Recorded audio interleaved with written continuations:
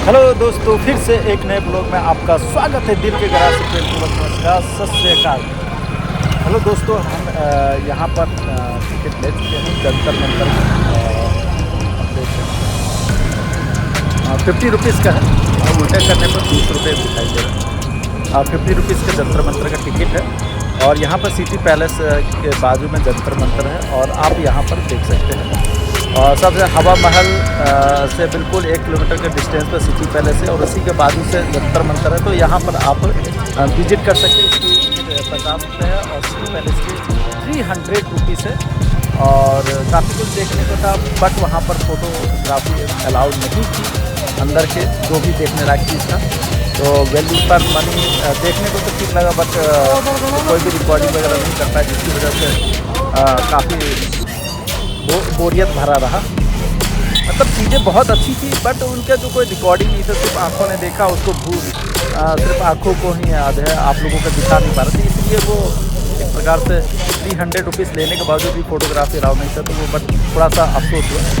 और जंतर मंतर अब चलते हैं और टिकट ले चुके हैं और आगे जाए। हेलो दोस्तों, अब हम जंतर मंतर के अंदर चलते हैं और ये सबसे पहले जानते हैं कि जंतर मंतर क्या इसका नाम क्यों पड़ा। यह नाम संस्कृत भाषा से लिया गया है और जंतर का अर्थ है यंत्र, जिसका अर्थ है उपकरण या मशीन, और मंत्र का अर्थ है मंत्रणा, जिसका अर्थ है परामर्श या गणना करना। इसलिए शाब्दिक अनुवाद में जंतर मंतर का अर्थ है कि गणना के लिए इस्तेमाल किए जाने वाला उपकरण। यह जंतर मंतर जो 7 दिन खुले रहते हैं और इसका जो टाइमिंग है सुबह के 9 से शाम के 5 बजे तक, और इसकी टिकट प्राइस है 50 रुपये। और सामने आप देख रहे होंगे हवा महल, और हवा महल, जंतर मंतर और सिटी पैलेस, ये तीनों पास ही में है। और इसका जो एड्रेस है गंगोरी बाजार, JDA market, pink city, Jaipur. Jantar Mantar का निर्माण जयपुर का जंतर मंतर सवाई जयसी द्वारा 1724 से 1734 के बीच निर्मित एक खगोलीय वेधशाला है। इसको यूनेस्को के विश्व धरोहर सूची में सम्मिलित है। इस वेधशाला में 14 प्रमुख यंत्र जो समय मापने और ग्रहों की भविष्यवाणी करने, किसी तारे की स्थिति एवं स्थिति जानने और सौर मंडल के ग्रहों के दिक्पात जानने के आदि में सहायक यंत्र। जंतर मंतर जयपुर का निर्माण सवाई जयसी द्वितीय द्वारा किया गया था और यह 1734 में बनकर तैयार हुआ था।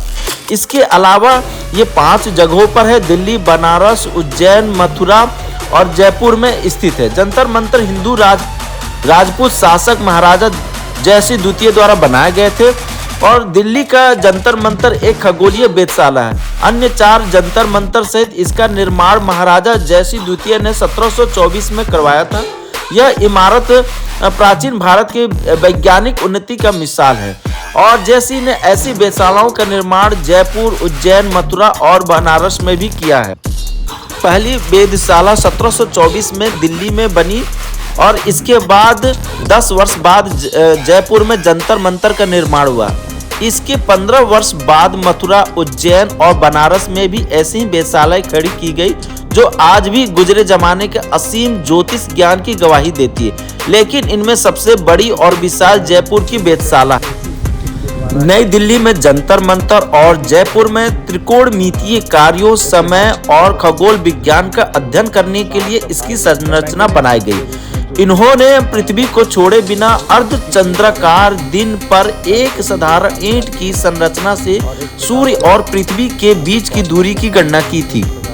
दोस्तों, इसी जंतर मंतर की सहायता से आज हम जो भी कैलेंडर होते हैं, सूर्य और चंद्रमा की स्थिति होती है, जो दिन रात होते हैं, जो समय की गणना होती है, ग्रहों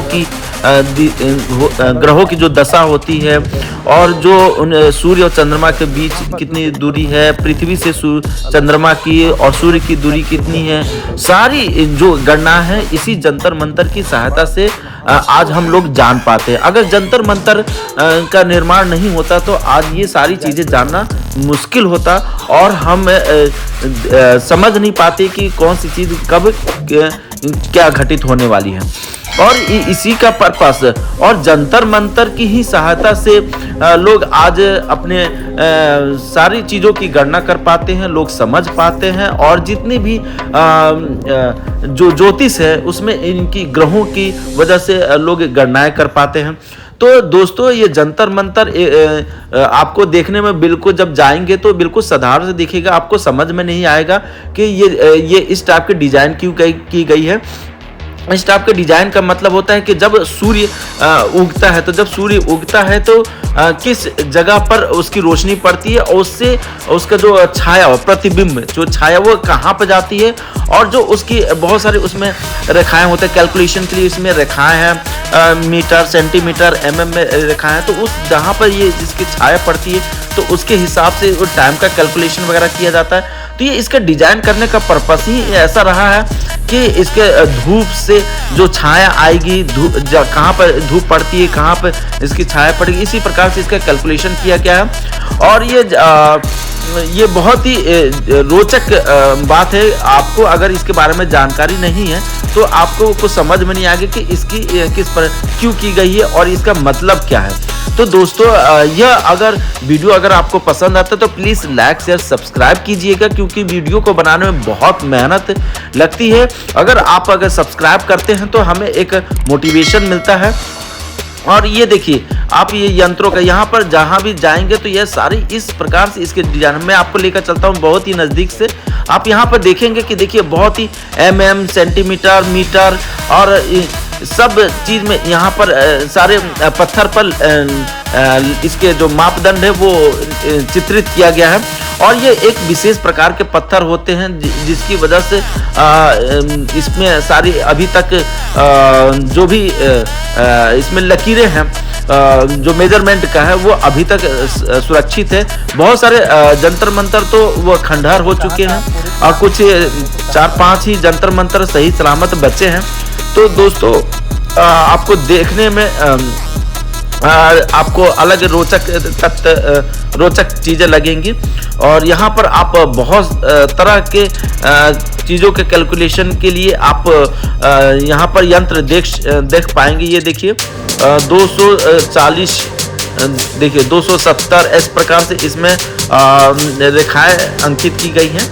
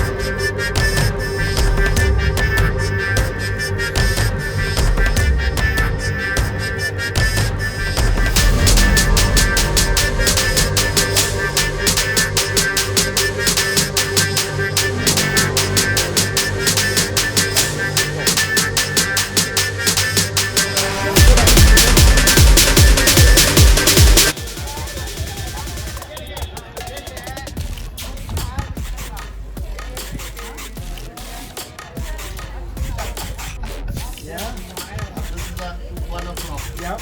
5, 10, 15, 20, 25, 40, 41, 50, 55, 56, 57, almost 56, 57. Wow. Plus 36. so almost 32. Yeah. 231. Yeah, 32, they just changed it. Yeah. Just changed it. And this instrument works only for 6 months. Oh. After 6 months, the other side will work. Oh, yeah. Northern. It's like northern. Northern hemisphere and southern hemisphere.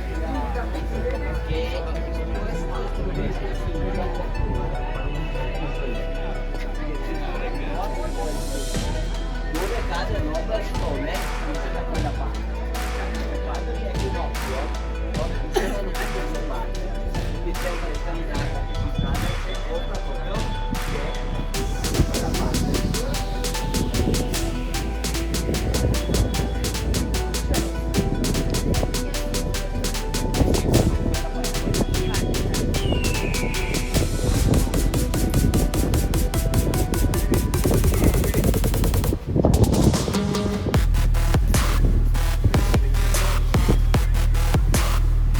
Okay, please come this way.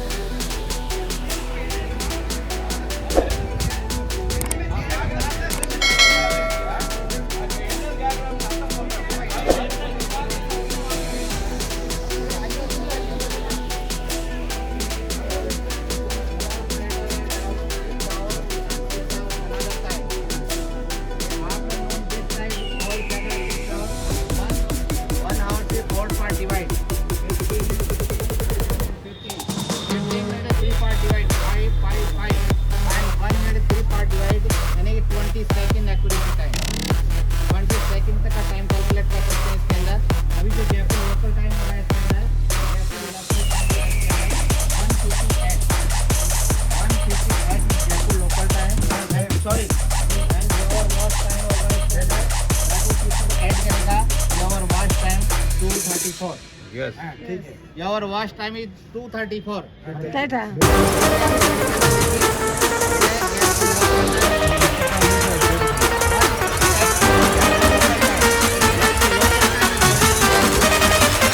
Add करना पड़ेगा